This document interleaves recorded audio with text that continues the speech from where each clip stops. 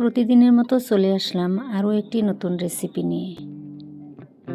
আজকে আমার রেসিপিটা হলো সিলভার কাপ মাছের তরকারি। সিলভার কাপ মাছ আমরা সব সময় খেয়ে থাকি। এই মাছের তরকারিটা অনেকটাই সুস্বাদু হয়। আজকে আমি 2-3 রকমের সবজি দিয়ে মাছটা রান্না করে নিয়েছি।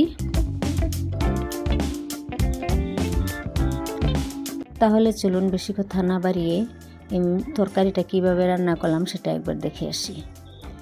তরকারিটা রান্না করার জন্য সর্বপ্রথম আমি নিয়েছি এখানে মাছটা আমি কেটে খুব পরিষ্কার করে ধুয়ে নিয়েছি। এখন আমি এখানে হলুদের গুঁড়া দিয়ে দিব পরিমাণ মতো, আর অল্প নিমখ দিয়ে দিব, দিয়ে আমি এটাকে মাখিয়ে নিব। মাছটা আমি যেহেতু ভেজে নিব, তো মাছটা ভাজার জন্য আমি সবগুলি মাখিয়ে এটাকে রেডি করে নিব।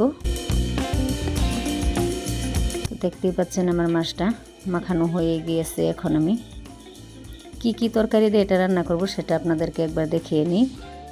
এখানে আমি নিয়েছি ফুলকপি, এভাবে টুকরো করে এটাকে ভাপিয়ে নিয়েছি আমি। তো আমি সিম কেটে নিয়েছি এইভাবে 1/2 করে। এখানে আরও 2টা টমেটো কেটে নিয়েছি এইভাবে আমি, আর একটা বড় সাইজের পেঁয়াজ এভাবে কুচি করে নিয়েছি। তখন এটা আমি সরিয়ে সাইডে রেখে দেব। চুলায় একটা ননস্টিকের প্যান বসিয়ে সেখানে আমি দিয়ে দেব সরিষার তেল। তেলটা আমি অল্প গরম হতে দেব, কড়াইটাও গরম হতে দেব। ভালো করে গরম করে নিতে হবে মাছটা ভাজার জন্য। তো এখন আমি এখানে মাছটা দিয়ে দেব।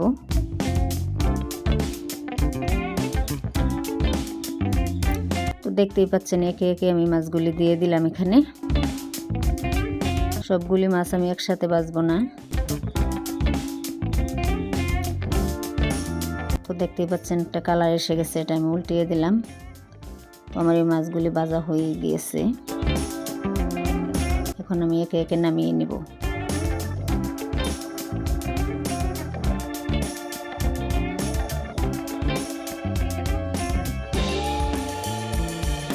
তো আমি মাছগুলি নামিয়ে নিলাম। এই মাছগুলি সাইডে রেখে দেব। তো আরও যে অল্প মাছ আছে সেগুলি আমি একসাথে ভেজে নেব। তো বাকি মাছগুলো আমি এখানে দিয়ে দিলাম।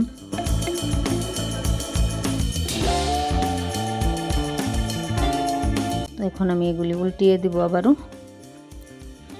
তো এখানে আমি বলে রাখি, যারা যেখান থেকে ভিডিওটা দেখতেছেন, যদি ভিডিওটা ভালো লাগে তাহলে লাইক, কমেন্ট আর বন্ধুদের সাথে শেয়ার করে দিবেন। আর আমার চ্যানেলে যদি নতুন হয়ে থাকেন তাহলে চ্যানেলটাকে সাবস্ক্রাইব করে দিবেন। তো আমার এই মাছগুলো ভাজা হয়ে গিয়েছে, এখন আমি নামিয়ে নেব।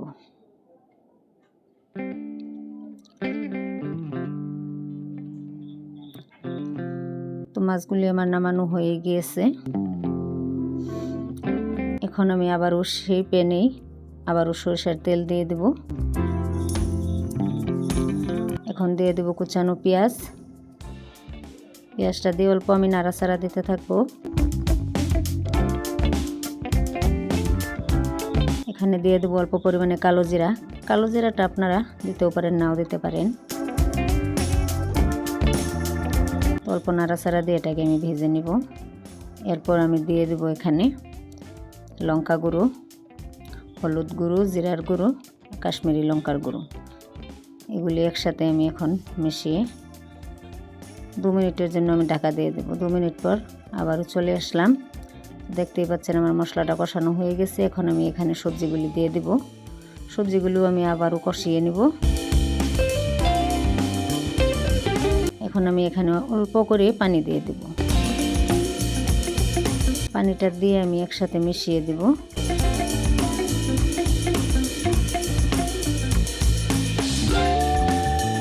তো এইভাবে নাড়াচাড়া দিয়ে আমি মিশিয়ে দিলাম এটাকে।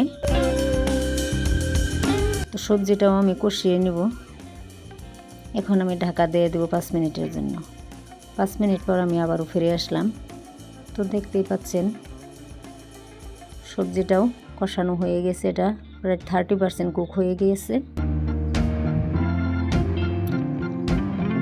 এখন আমি এখানে ঝোলটা দিয়ে দেব আমার মেজারমেন্ট অনুযায়ী, আপনারা আপনাদের মেজারমেন্ট অনুযায়ী ঝোলটা দিয়ে দিবেন।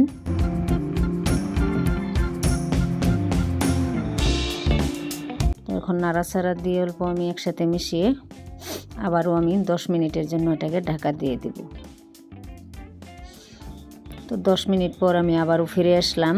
তো আমার তরকারিটা দেখেন 80% কুক হয়ে গিয়েছে। তো একসাথে নাড়াচাড়া দিয়ে ভেজে রাখা মাছটা আমি এর উপরে দিয়ে দেব।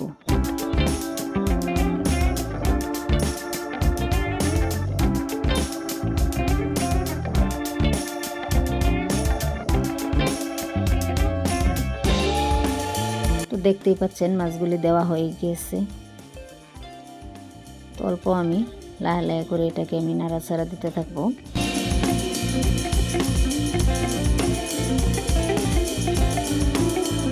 দেখতেই পাচ্ছেন আমার এটা একদম রেডি হয়ে গিয়েছে।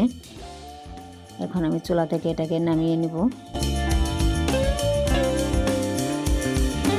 তরকারিটা কত সুন্দর হয়েছে দেখেন। এইভাবে রান্না করে নিলে সবাই খেতে খুবই পছন্দ করবে।